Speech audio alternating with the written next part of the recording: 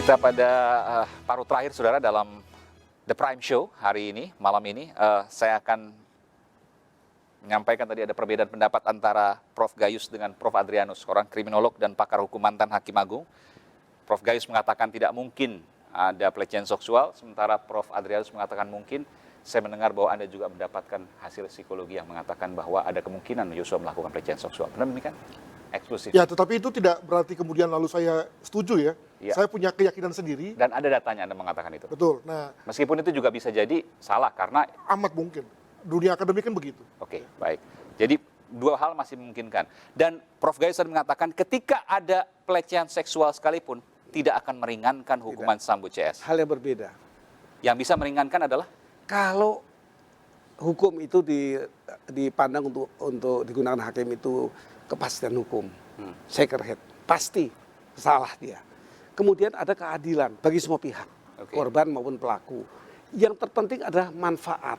Manfaat apa seorang hakim memutus perkara mau diambil terberat yang menengah seumur hidup atau 20 tahun. Harus ada manfaat apa sebagai ukuran.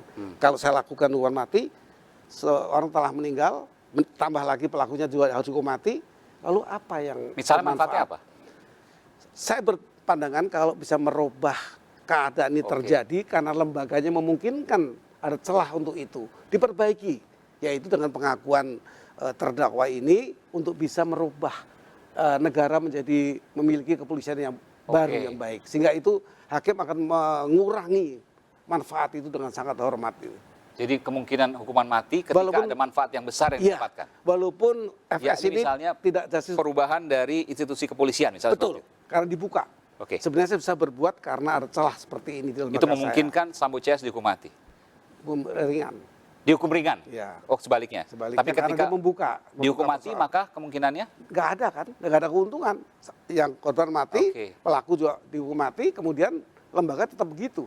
Memungkinkan lahir pelaku-pelaku baru dengan kalau sekarang potensi. Bicara soal perubahan dari institusi Polri, kemungkinan meringankan untuk Sambo. Meringankan karena dia akan menjadikan perubahan yang besar di lembaga yang memungkinkan orang berbuat ulang. Orang bisa berbuat ulang. Ya. Kalau tidak diperbaiki, kemudian orang ini juga mati dan tidak ada gunanya. Baik. Sebelum saya ke Pak Samuel, saya ke Bu Dr. Martina, apakah masih bergabung?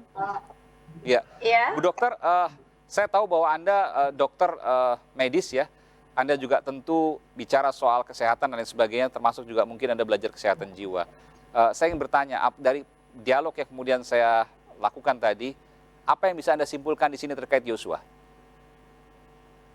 Ya, yang bisa saya simpulkan dari pembicaraan kita ini, tadi kan sebenarnya ada yang bilang nih, si Joshua ada mempunyai kepribadian ganda. Jadi kita harus tahu dulu nih kepribadian ganda itu seperti apa. Kepribadian ganda itu kan atau yang bisa disebut dengan gangguan identitas disosiatif. Itu biasa kan disebabkan umumnya pada traumatis terjadi di masa kanak-kanak yang terjadi berulang-ulang gitu kan Pak. Tapi yang setahu saya selama ini Joshua itu hidup dengan keluarga yang baik, keluarga yang sederhana, tidak mempunyai trauma yang bisa dikatakan yang aneh-aneh gitu Pak. Jadi saya rasa kalau ada pun yang membilang dia mempunyai kepribadian ganda, saya rasa itu sebuah skenario yang bisa kita bilang itu seperti dibuat-buat gitu Pak untuk membuat kasus ini semakin runyam atau semakin menyudutkan almarhum sendiri. Jadi saya rasa semua tidak masuk akal di mata Anda. Baik. Sebelum saya ke Pak Samuel, sekali lagi saya berikan kesempatan pada Bung Yonatan, silakan. Ya, dalam kesempatan ini kami ya tim kuasa hukum bersama dengan keluarga, selain kami menuntut keadilan ya, kami juga menuntut hak almarhum ya. Apapun itu, bagaimanapun itu, rekening itu atas nama almarhum sehingga harus ditelusuri lebih lengkap apakah ada uang almarhum di situ, bagaimana dengan handphone, barang-barang milik pribadi, laptop dan segala macam. Dan kami juga ingin mengingatkan di sini, jika masih ada fitnah-fitnah yang disampaikan jika saksi-saksi berbohong di persidangan, maka kami dari tim kuasa hukum sudah bergegas dan bersiap untuk melaporkan secara resmi bahwasannya ada fitnah terhadap orang yang sudah mati. Anda punya buktinya bahwa itu adalah saksi palsu misalnya? Ya, nanti kita akan kumpulkan semua bukti-bukti tersebut dan kita juga bandingkan dengan bukti-bukti yang kita punya begitu dengan keadaan-keadaan yang memang sesuai fakta. Baik. Terakhir saya ke Pak Samuel. Saya berikan Ya. kesempatan terakhir ke Pak Samuel untuk memberikan informasi apa yang kemudian Anda ingin sampaikan kepada publik di seluruh Indonesia terkait dengan kasus ini, yang dalam beberapa pekan lagi kita mungkin akan mendengar putusan dari pengadilan alias vonis. Silakan Pak Samuel. Yang pertama soal berkepribadian ganda. Yang saya tahu anak saya ini masuk polisi kan ada tes psikologi. Dia mau ke Jakarta itu mau jadi ajudan kan ada tes psikologi. Dia mau jadi megang senjata itu kan ada tes psikologi. Tentu di tes psikologi dia ini kan nampak kepribadian ganda ataupun temperamen. Jadi kenapa dia lolos jadi polisi kalau memang dia berkepribadian ganda? Logika kalau sederhana, dia betul. Temperamen. Logika sederhana aja, cara berpikir orang dusun aja. Jadi ini nampaknya yang perlu dites kepribadian ganda itu yang bilang itu sama Ferdi Sambo. Kenapa dia spontan membunuh anak saya? Berarti dia itu temperamen. Kalau anak saya rasa sudah berapa kali dites tes psikologi. Di tes psikologi yang saya tahu kan itu dites semua, kepribadian semua di sana dites. Mau ke Jakarta pun dia dites. Jadi ini ngada-ngada mereka itu. Soal apa itu lagi? Soal rekening. Soal rekening almarhum yang rekening BNI menurut kesaksian siapa tadi namanya orang BNI itu kan itu dipindahkan atas perintahnya Putri, dipindahkan ke rekening RR. Dari dalam hal ini yang perlu kami pertanyakan, rekening almarhum yang 3 lagi BRI, BCA Mandiri kemana? Dan HP-nya, dan PIN-nya dari mana mereka tahu? Ini suatu perampasan. Memang kata Ferdi Sambo tadi di persidangan bahwa uang itu adalah uang dia.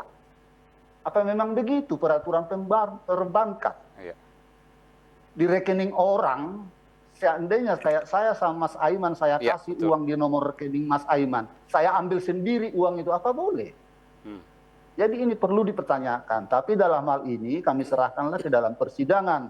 Soalnya sekarang dalam proses persidangan. Baik. Terima kasih. Hal apa tadi? Ya. Baik, terima kasih Pak Samuel. Tentu keadilan yang kita tunggu nanti dalam beberapa pekan ke depan kita akan saksikan sama-sama. Sekarang masih pemeriksaan saksi, nanti ada tuntutan, lalu kemudian ada pembelaan, replik, duplik, dan lain sebagainya, baru kemudian masuk ke vonis. Tapi kita bicara soal keadilan, bukan soal pasal. Keadilan bicara rasa nurani yang akan menuntunnya. Dan logika yang akan, maksud saya nurani yang akan menuntutnya, dan logika yang akan menuntunnya. Jadi nurani akan menuntutnya, logika akan menuntunnya. Terima kasih pada narasumber kita. Ada Prof. Adrianus Meliala, kriminolog Universitas Indonesia. Ada Profesor Gayus Lumbun, mantan Hakim Agung yang juga pakar hukum pidana. Kemudian ada Bung Yanwar, terima kasih. Pak Samuel, ayahanda dari almarhum Yosua, terima kasih telah bergabung sama kami. Semoga Ibu Rosti lekas pulih ya Pak. Tadi sempat bisa, tapi kemudian mungkin ada gangguan. Dr. Martina juga terima kasih. Bapak-bapak dan Ibu semua, selamat malam. Saya Aiman Wicaksono. Salam. Ini adalah akhir dari The Prime Show, iNews TV bersama saya, Aiman Wicaksono. Sampai berjumpa pekan depan.